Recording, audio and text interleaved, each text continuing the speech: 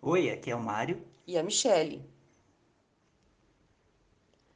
Começou nossa mais longa aventura da nossa estadia na França. Durante 3 semanas percorremos a Inglaterra, a Irlanda e nossa maravilhosa França com a visita dos meus pais. Nesse episódio, nossos dias na Inglaterra foram 6 dias, durante a semana da Páscoa. Nós saímos de Lyon e voamos para Lisboa para encontrar os meus pais no aeroporto. Bem, nossa intenção era aproveitar e passear por lá um dia antes, mas na véspera do voo ele foi cancelado pela companhia aérea. Motivo? Greve dos controladores de voo da França. Já comentamos antes, na França os movimentos sociais são fortes e presentes todos os dias. Após encontrar uma opção viável, fomos para Palma de Maiorca, na Espanha, e depois para Lisboa. Com isso, perdemos nosso dia na capital de Portugal. Fica para a próxima. Chegamos no sábado à noite e domingo cedinho fomos para o aeroporto e em seguida partimos para a Inglaterra. Chegamos no final da manhã em um dos 6 aeroportos de Londres e lá encontramos nosso motorista brasileiro que nos acompanharia na chegada, num passeio e na partida. Para grupos pequenos, entre 3 e 6 pessoas, esse tipo de serviço vale a pena se comparado com o transporte coletivo. Tem a opção de usar aplicativo tipo Uber também, mas dependendo das condições, o preço pode variar e as nossas experiências de encontrar o ponto de embarque não têm sido das melhores.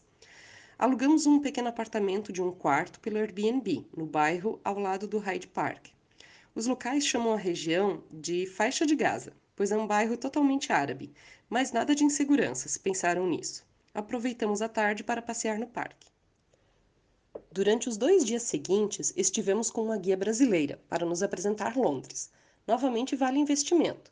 Com ela, passamos pelos principais pontos turísticos e escolhemos o que visitaríamos nos próximos dias.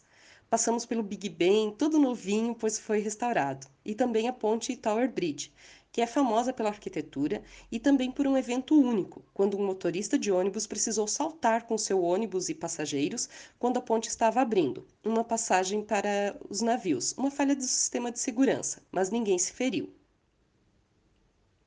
No terceiro dia, continuamos as visitas e aproveitamos para subir na Tower Bridge, porque a fila estava menor. Depois passeamos pelos mercados de Londres, que ficam no outro lado do Tâmisa. Atravessamos a Ponte do Milênio, voltamos para o centro e visitamos a Catedral de São Paulo. Encerramos o dia no bairro mais boêmio de Londres, onde existem apresentações culturais e pubs, é claro. Lá conhecemos uma igreja que virou centro comercial e uma mini cervejaria. O quarto dia foi para visitar os pontos que escolhemos durante os passeios anteriores. Começamos cedinho voltando ao Palácio de Buckingham para visitar a troca da guarda.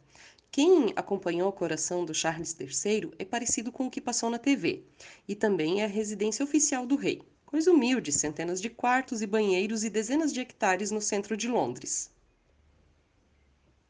Outra visita que fizemos foi à Abadia de Westminster, onde aconteceu a coroação do Charles III e todos os monarcas ingleses nos últimos 1000 anos. Lá também estão os túmulos de celebridades, cientistas, poetas, reis e rainhas ingleses, pessoas importantes para o Reino Unido.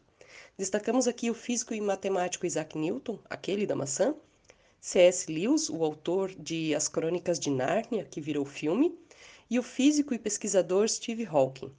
Durante a caminhada na abadia, você acaba passando por cima dos túmulos de todos eles. O único túmulo que não se pode pisar é o túmulo do soldado desconhecido, logo na entrada principal da abadia. Nosso quinto dia foi dedicado ao roteiro fora de Londres. Saímos cedinho, 7 horas da manhã, para visitar Stonehenge, Oxford e o Castelo de Windsor. O passeio foi com um motorista contratado. Como estávamos em 4 pessoas, fica mais barato e confortável fazer o roteiro com um motorista particular. Há opções desse roteiro com ônibus turístico, mas os roteiros são fechados e os tempos nos locais são limitados.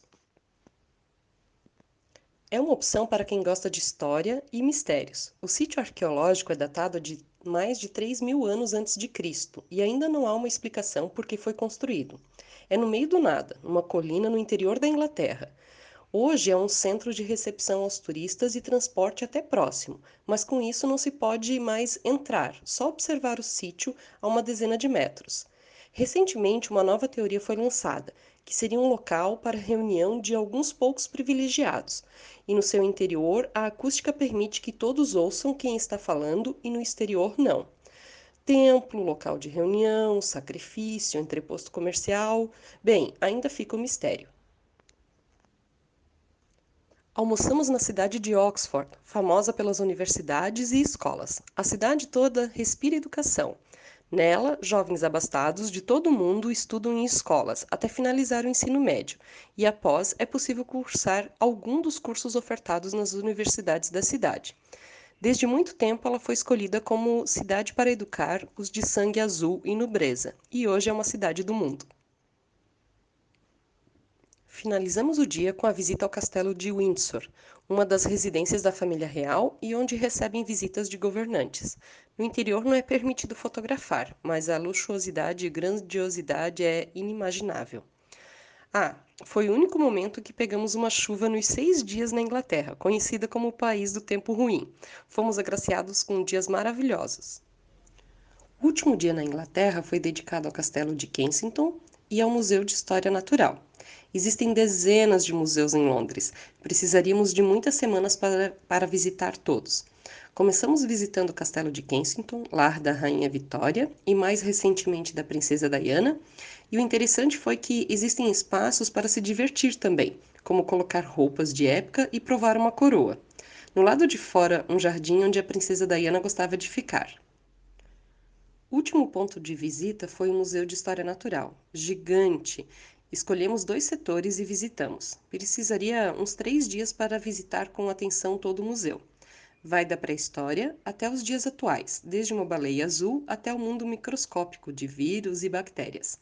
Uma curiosidade: na Inglaterra, a maioria dos museus a entrada é gratuita e você paga para entrar nas igrejas, com diferença de valor para maiores de 60 anos.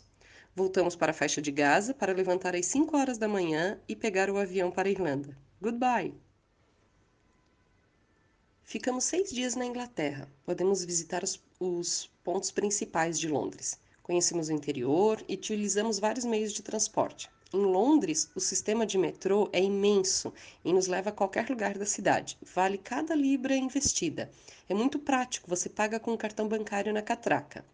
Nossas sugestões são: planeje com antecedência as visitas, pois os ingressos para os locais da nobreza e agenda são dinâmicos e bem concorridos. Por exemplo, Windsor só estava disponível no dia que fomos, durante a semana, de segunda a sexta-feira. A troca da guarda na segunda-feira foi cancelada em cima da hora, mas ainda conseguimos pegar uma segunda apresentação na quarta-feira. Em família, use Airbnb, contrate um guia brasileiro e motorista para buscar, levar no aeroporto e também para voltinhas fora de Londres. E vá bem preparado, viu? A Inglaterra é cara. E ainda mais com o real desvalorizado. Só não esqueça, quem converte não se diverte. Au revoir, à la prochaine! Ô Mi, mas tu esqueceu de falar de provar a comida local, o fish and chips. Ah, é verdade. Eu provei, mas eu ainda prefiro a tilápia com polenta frita lá da tilapiaria. Ah, propaganda, hein?